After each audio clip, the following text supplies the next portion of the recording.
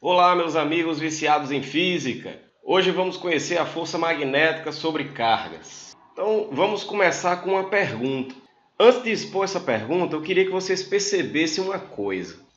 Qualquer sistema imerso num campo externo, de mesmo tipo que o produzido por ele mesmo, pode sofrer uma força desse campo externo. O que é que isso significa? Se um sistema é capaz de produzir um campo, se ele estiver imerso a um campo externo de mesmo tipo, ele acaba sofrendo uma força proveniente desse campo. Pelo menos é isso que nós observamos até agora. Caso gravitacional. Se você tiver um planeta, como a Terra, como é um corpo massivo, ele vai produzir em sua volta um campo gravitacional. Então, se a Terra estiver exposta a um campo gravitacional externo, ela acaba sofrendo uma força gravitacional. É isso que acontece na presença do Sol. O Sol produz um campo gravitacional, a Terra fica imersa no campo gravitacional do Sol e acaba sofrendo uma força gravitacional. Então, corpos massivos produzem campos gravitacionais e, se estiver imerso num campo gravitacional externo, sofrem uma força gravitacional. O caso elétrico. Se você tiver uma carga, ela produz em volta que tipo de campo? Um campo elétrico. Dessa forma, se essa carga estiver exposta a um campo elétrico externo, ela vai sofrer uma força o quê? Elétrica. Tá? É por isso a gente colocar outra carga próxima, elas interagem eletricamente, porque uma vai estar no campo elétrico da outra. Certo? Então, cargas elétricas produzem campos elétricos. E se estiverem imersos num campo elétrico externo, sofrem uma força elétrica.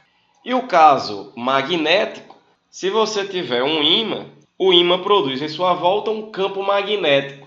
Se o ímã estiver imerso num campo magnético externo, ele acaba sofrendo uma força magnética. É por isso, aproximar dois ímãs, eles interagem entre si. Então, ímãs produzem campos magnéticos e, se estiverem imersos no campo magnético externo, ele sofre uma força magnética. Por que eu estou colocando essas situações para vocês agora? É porque eu quero fazer uma pergunta, que é a seguinte. É possível que uma carga elétrica em movimento, num campo magnético externo, sofra uma força magnética? Ora, nós sabemos que cargas elétricas em movimento são capazes de produzir um campo magnético. E como nós acabamos de discutir, qualquer sistema que é capaz de produzir um campo, se ele ficar imerso ao mesmo tipo de campo produzido por um agente externo, ele acaba ficando submetido a uma força vinda desse campo. Então, se cargas em movimento são capazes de produzir um campo magnético, se ela estiver imersa num campo magnético externo, nós já esperamos que, teoricamente, ela possa ser capaz de sofrer uma força magnética. Tá? Então, como carga em movimento produz um campo magnético, se o movimento ocorrer no campo magnético externo, a carga pode sofrer uma força magnética. Tá? Isso é provado experimentalmente. Experimentalmente, nós impomos no espaço um campo magnético e lançamos uma carga com a velocidade v. Essa carga vai estar imersa a um campo magnético B, que deve ser tangente à linha, como representado nesse vetor azul escuro. Deve existir um ângulo entre os vetores velocidade e campo, que nós vamos chamar de θ. Experimentalmente, nós chegamos que a força magnética que essa carga vai sofrer vai ser dada pelo módulo de sua carga vezes a velocidade que ela é lançada, vezes o campo que ela está imersa, vezes o seno do ângulo, onde esse ângulo é esse θ vermelho aí, entre o vetor velocidade e o vetor campo magnético. Então, a partir disso, nós podemos perceber algumas coisas. Primeiro, se eu lançar nesse campo um nêutron, qual vai ser a força que essa partícula vai sofrer? Ora, o nêutron não tem carga. E nós vemos na equação que a força vai ser proporcional ao módulo da carga. Se a carga é zero, então a força magnética vai ser zero, certo? Se não tem carga, não tem força. Uma outra pergunta que pode surgir é, e se eu largar, em vez de lançar, se eu tivesse largado a carga Q nesse ponto, qual seria a força sobre ela? Ora, de acordo com a equação, se a velocidade for zero, a força magnética sobre a partícula também vai ser igual a zero. Então já perceba a diferença das linhas de indução para as linhas de força. Nas linhas de força, se eu tivesse largado a partícula dessa maneira, a partícula seria arrastada ao longo da linha, no caso de uma carga positiva, né? E no sentido oposto para uma carga negativa. Já no caso das linhas de indução, não. Se você largar a partícula sobre a linha não arrasta a carga, não a força magnética, porque só vai existir força magnética sobre uma partícula carregada se ela estiver em movimento, se ela tiver velocidade nesse campo. E por último, qual é a importância desse seno nessa equação? Seria tão bonitinho se não precisasse desse seno. Qual é a finalidade desse seno aí? Qual é a função dele? Qual é a interpretação? Vamos ver. Olha, se a velocidade está inclinada em relação ao campo, a gente pode decompor essa velocidade em duas componentes. Uma componente paralela ao campo, certo? Que é essa azul, representada por esse V, dois tracinhos. Esses dois tracinhos é um símbolo matemático que significa paralelo. Então é V paralelo a B. E nós temos essa componente rosa, certo? Que é a componente perpendicular ao campo. Esse símbolo matemático, esses dois tracinhos perpendiculares entre si, é um símbolo matemático que significa perpendicular. Como é que nós encontramos cada uma dessas componentes? A componente paralela ao campo é o lado adjacente ao ângulo. Então ele deve ser dado por V cosseno de θ. Já o lado oposto, que é esse vetor rosa, ele deve ser dado por V seno de θ. Mas observe, na equação, que nós temos ali um termo V seno de θ. Vamos reorganizar aqui para ficar mais fácil de ver. Tem V seno de θ. V seno de θ é exatamente a componente perpendicular da velocidade. Conclusão. A única componente da velocidade que contribui para a força magnética é a componente da velocidade perpendicular ao campo.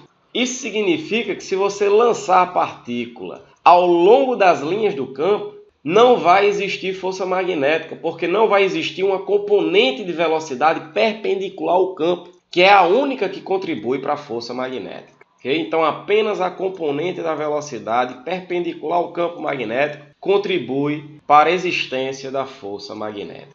Então, diante disso, nós podemos listar as condições para existir força magnética sobre partículas. A primeira é que a partícula tenha carga elétrica. Não pode ser, por exemplo, um nêutron. Segundo, ela tem que estar em movimento sobre esse campo magnético. E não é só em movimento. Ela tem que estar em movimento de forma que tenha uma componente de velocidade perpendicular ao campo. Se ela estiver em movimento, mas for exatamente ao longo da linha do campo magnético, ela não vai ter nenhuma componente perpendicular ao campo. Então não vai ter força.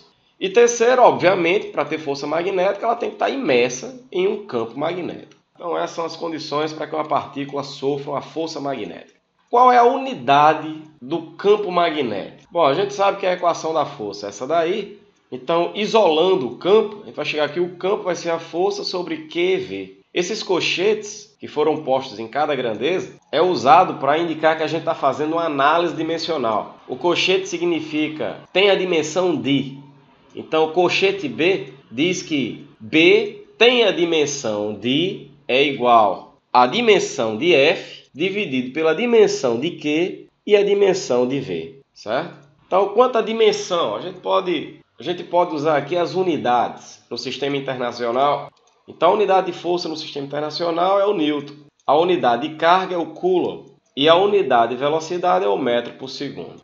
Isso tudo nós vamos chamar de Tesla, tá? Esse T maiúsculo, ok? Então, o que é que vai significar um Tesla? Significa que se você lançar uma carga de 1 Coulomb com a velocidade de 1 metro por segundo perpendicular ao campo, ela vai sofrer uma força de 1 Newton, ok? Esse é o significado. Ok, mas até agora nós definimos apenas o módulo da força magnética. Força é um vetor, então além do módulo tem uma direção e um sentido.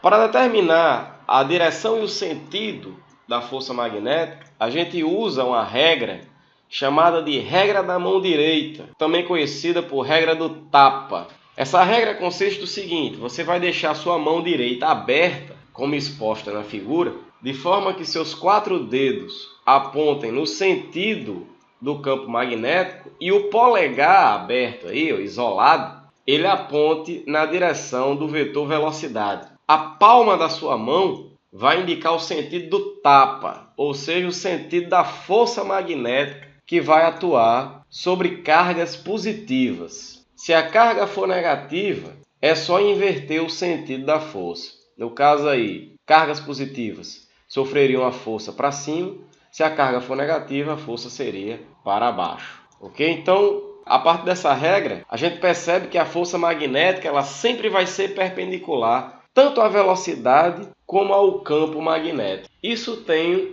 uma consequência, que é o seguinte: se a força magnética é sempre perpendicular à velocidade, pessoal, ela é sempre perpendicular ao deslocamento em cada ponto. Então isso significa que a força magnética nunca realiza trabalho. Tá? A força magnética é preguiçosa, ela jamais realiza trabalho, ok?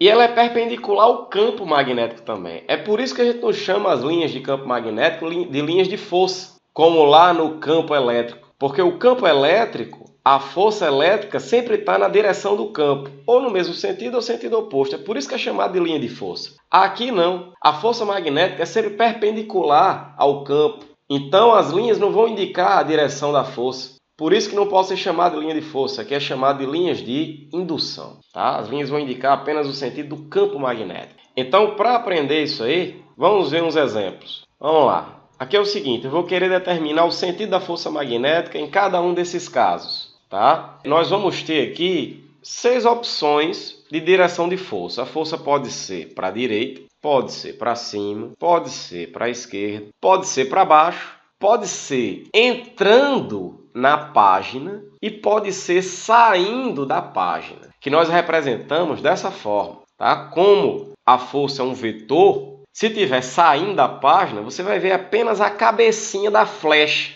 saindo da página, que é esse pontinho, tá? Essa é a representação do vetor saindo. Já se ele estiver entrando, vai ser uma bolinha xizinho, em que você vai ver apenas as peninhas da flecha entrando na página, né? Você vai ver o fundo da flecha. Então essas são as representações dessas 6 possibilidades para o sentido do vetor força magnética. E para determinar esse sentido, nós vamos usar a regra da mão direita. Só lembrando, os 4 dedos no sentido do campo, polegar no sentido da velocidade e palmada no sentido da força. Então vamos fazer o primeiro. Letra A. Campo para baixo. Então com a mão direita aberta, certo? Você já coloca os 4 dedinhos apontando para baixo, certo? Para o piso, para o chão aí. Você está sentado de frente para o computador, coloca seus 4 dedos da mão direita apontando para o chão. Agora, você vai colocar o polegar indicando no sentido do vetor velocidade, esse vetor azul que está para a direita. Então você vai girar sua mão. Vai ficar meio incômodo aí, mas é isso mesmo. 4 dedos para baixo e polegar para a direita. A palmada indica para onde? Para dentro da página. Então a gente vai ter o vetor força magnética entrando, ok? Então essa é a letra A. Vamos fazer a letra B. Na letra B, você tem o campo magnético entrando na página, tá? Tá entrando aí na tela do seu computador. Então coloca os 4 dedos na direção da tela e o polegar no sentido do vetor velocidade, ou seja, para cima. 4 dedos na direção da tela e o polegar para cima. A força magnética seria para onde? No sentido da palmada aí na sua mão. Para a esquerda. Mas como a carga é negativa, a força vai ser para onde? Para a direita. Então esse é o sentido do vetor força magnética. Tente fazer a letra C. Vou aguardar você fazer. Faça aí.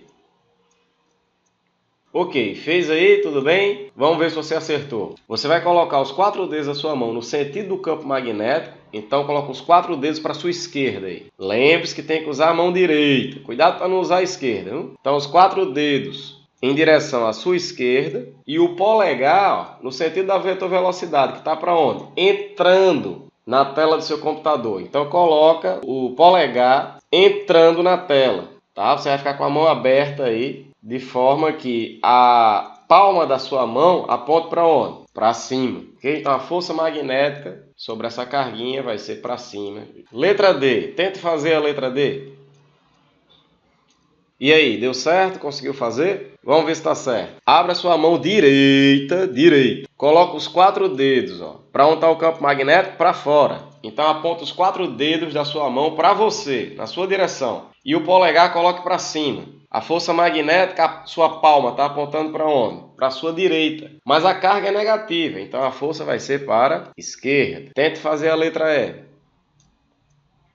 Vamos lá, vamos fazer. Os 4 dedos da sua mão no sentido do campo azul, campo magnético. Então, 4 dedos da sua mão para a direita, certo? E o vetor velocidade para cima. Então, polegar coloca para cima. Os 4 dedos para a direita e polegar para cima. Você vai ficar com a palma da sua mão apontando na direção da tela do seu computador, para você dar um tapa na tela do computador. Então, a força vai ficar para dentro da tela. Para dentro, a gente representa com a bolinha X. Então, essa é a força magnética. Tente fazer a letra F. Na F, você for usar a regra da mão direita, você vai ter a tendência de quebrar os dedos, né? Porque você vai colocar os 4 dedos para a esquerda no sentido do campo e o polegar você vai ter que arrancar para apontar para a direita, certo? Não precisa, pelo amor de Deus, arrancar o dedo. É só observar que os dois vetores formam entre si um ângulo de 180 graus. E de acordo com a equação, que a gente viu que a força depende do seno de 180 é quanto? 0. Se o seno é 0, então não tem força. Então a força magnética aqui é 0. Como já era de esperar, porque, como nós discutimos, só tem força magnética quando a velocidade tem componente perpendicular ao campo. A velocidade aí tem a mesma direção do campo, sentido oposto, mas a direção é a mesma. Então não tem componente perpendicular, logo não tem força. Então, resumo da aula de hoje. Primeiro, o módulo da força magnética sobre cargas é dado pela o módulo da carga, velocidade, campo vezes o seno do ângulo, certo? Onde esse ângulo é o ângulo entre o vetor velocidade e o vetor campo. E aí a consequência disso é que apenas a componente da velocidade perpendicular ao campo magnético é que contribui para a força magnética. Terceiro, o sentido do vetor força magnética é determinado pela regra da mão direita. Você vai colocar sua mão direita abertinha aí, o polegar no sentido da velocidade, os 4 dedos no sentido do campo e a palmada no sentido da força. Cuidado na hora da prova para não fazer com a mão esquerda, principalmente quem é destro, que vai estar segurando a caneta com a mão direita e aí agoniada, apressada, acaba usando a esquerda e aí o sentido dá errado. Então essa regra aí é a regra da mão direita. Tranquilo. E por último, a força magnética é sempre perpendicular à velocidade e ao campo magnético simultaneamente. A consequência disso é que a força magnética jamais, pessoal, realiza trabalho. Ela nunca realiza trabalho, ok? Então é isso, pessoal. Se você gostou da aula, dê aquele joinha. Valeu, viciados em física!